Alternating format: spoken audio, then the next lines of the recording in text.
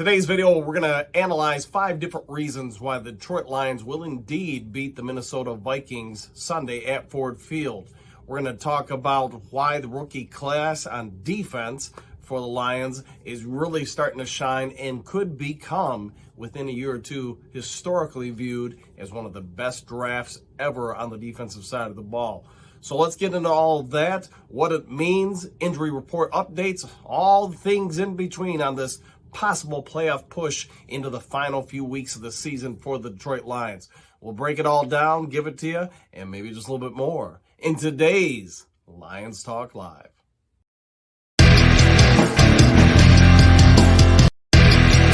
Well, greetings and salutations to everybody out there in YouTube land. I'm your host, once again, Dan Thornton. This is Friday, just roughly 48 hours before the Lions kick off at Ford Field against the division-leading Minnesota Vikings. I know you're tuning in. I get Vegas is saying, hey, the Lions aren't going to be favored to lose by 2 points. Well, now, last time I checked up, to be favored to win by 2.5 points. So how about that? A Super Bowl era first. A team with a non-winning record is favored to beat a team with a 10-2 record.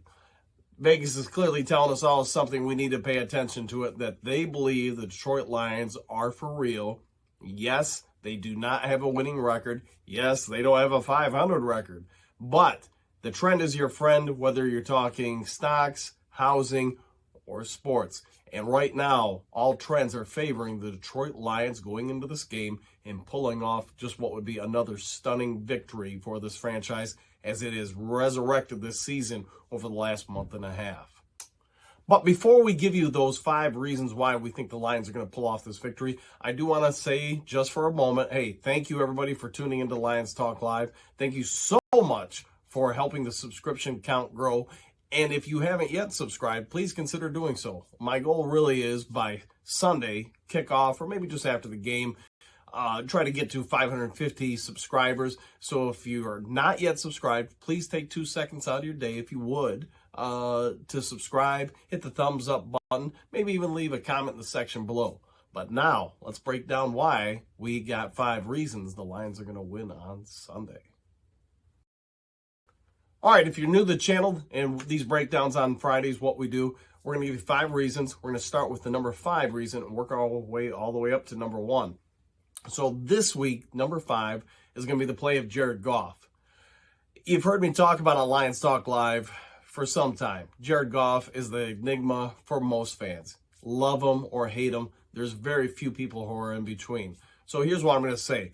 Goff, when he has his weapons around him, feels comfortable and confident. And when a athlete, I won't even just say a quarterback, when an athlete has those factors going to them, they play well. Anytime you can frazzle an athlete and get them to come outside their comfort zone, usually you have less than ideal results. But with Goff, here's what we can say. You know, we've seen him for 2 seasons now in Detroit. Last year he was abysmal until the emergence of St. Brown and the signing of Josh Reynolds. Once those happened, Goff took off like a rocket ship. He went from the worst quarterback in the NFL to a number 4 quarterback in all the NFL. And you've heard me talk about it before. Over the last 6 weeks in 2021, his stats did say he's number 4 in the NFL just during that time frame. For whom the bell tolls, let's also analyze that with Goff, because during the start of the season, when the Lions were healthy on offense, you know, the receivers, whether it's Shark, Reynolds, you know, whoever you want to throw out there, they're on the field for Goff. The Lions in their first 4 games are the number 1 offense in all the NFL.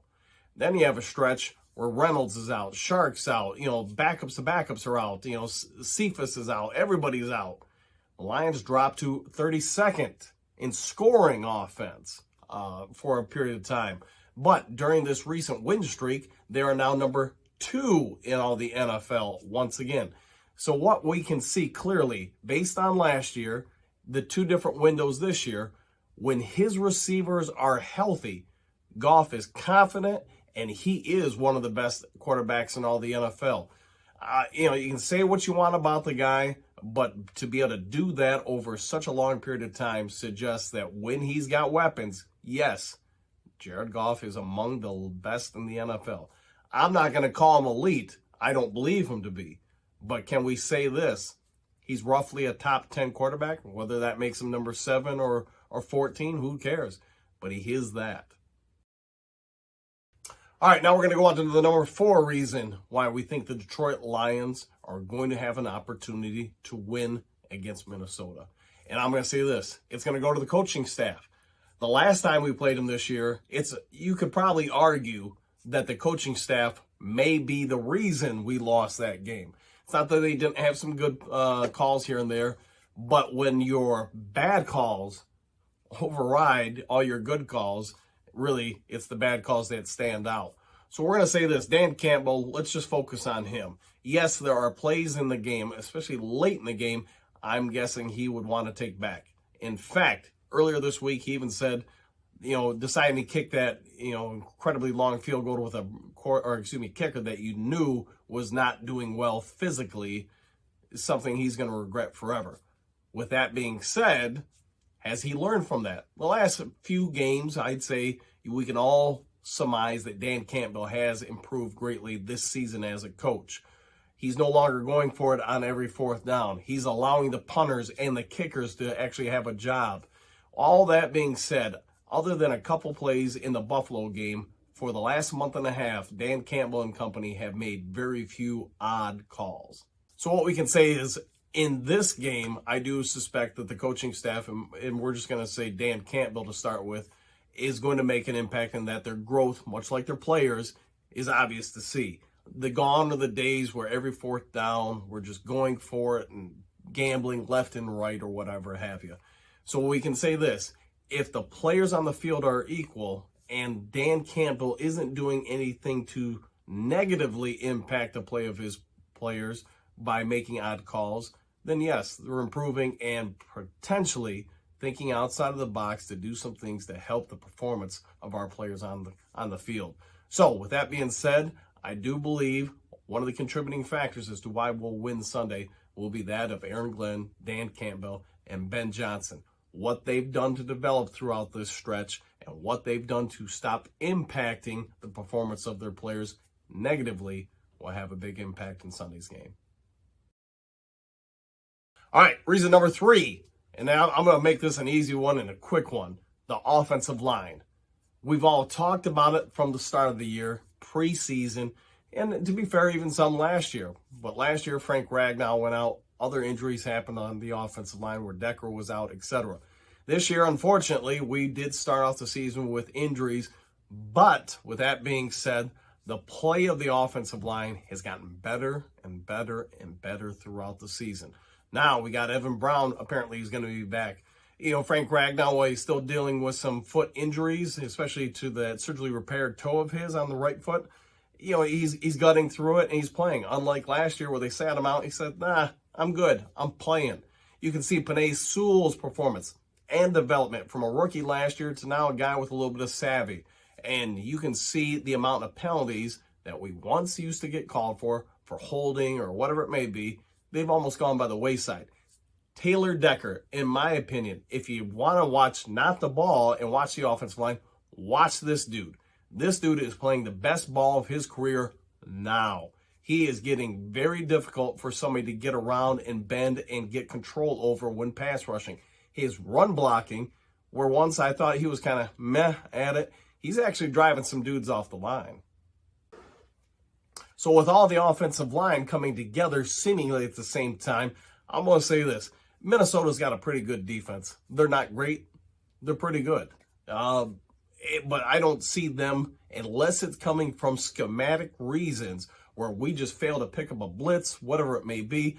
I don't see them getting to Goff a ton. Doesn't mean they won't get pressure on him, but I don't see them getting to him with sacks. Again, unless it's something from a schematic standpoint that we just don't account for and we let them get blasted, which means also, since I believe our running game has improved exponentially through run blocking, since we do a lot of 12-man formation, where basically we're going to have 2 tight ends out there, 1 running back, and try to mess up with the other team's defense to reveal are they man or zone, and then switch back with motion to get to a running setup out of that. But anyways, long story short, I do believe we're going to be able to run the ball on the Vikings, which is going to set up the play action, which is something Goff does well with.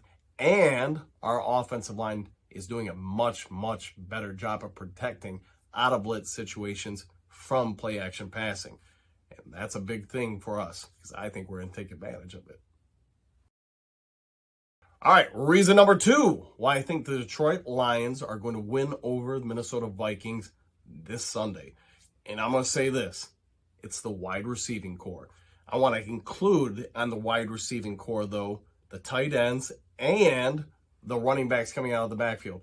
I thought Ben Johnson did a great job last week taking DeAndre Swift, somebody who I thought, especially early in the game, in the past few games, looked like a shell of his former self. Somebody had lost some confidence in himself.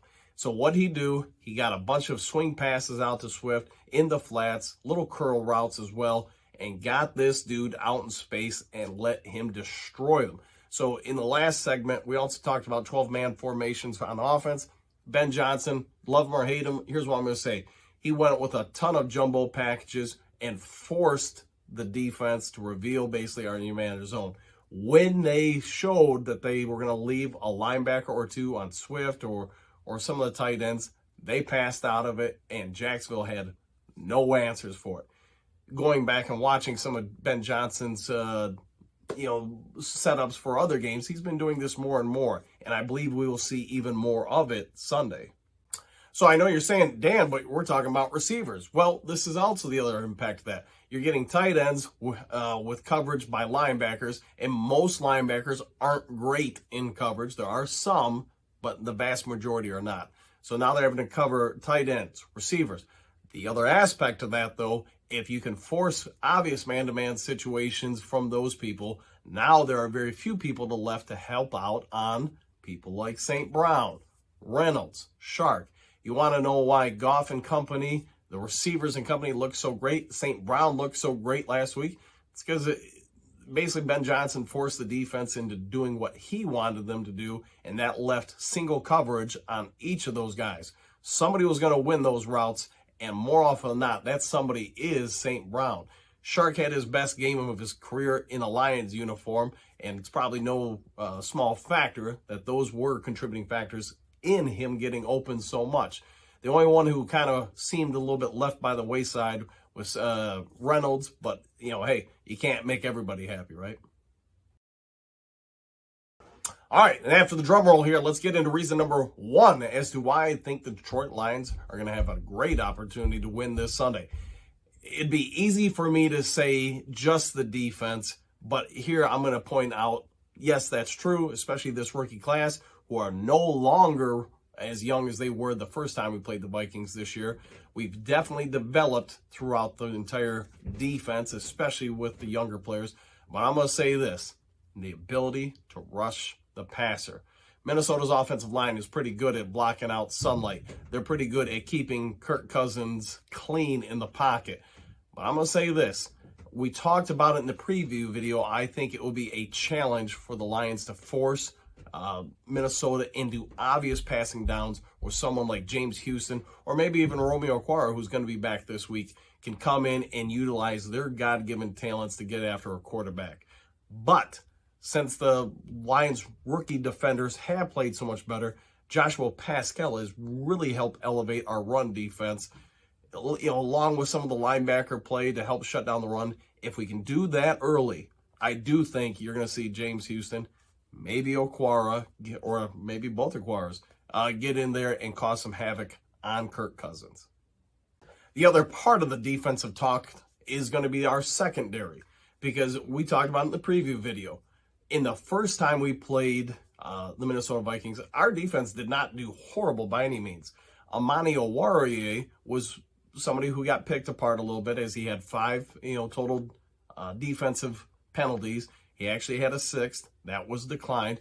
But Jerry Jacobs is going to be taking that spot. The Lions did a great job on Minnesota receivers that game, in the third game. And I do believe we have gotten far better in the defensive secondary than Minnesota has gotten as far as maturing the receivers to get even better throughout the year.